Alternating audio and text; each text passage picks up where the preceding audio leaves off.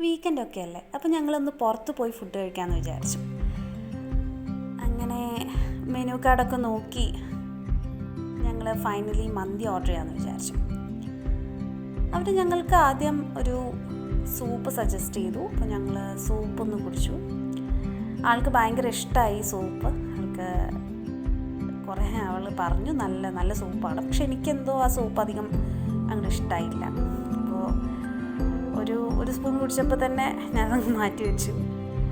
അങ്ങനെ ഫുഡിന് വേണ്ടിയിട്ടുള്ള കാത്തിരിപ്പായിരുന്നു. പുറത്ത് നല്ല വ്യൂ ആണ്. അങ്ങനെ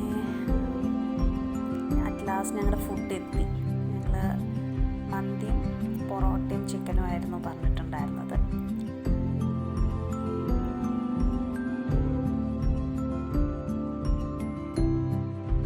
അങ്ങനെ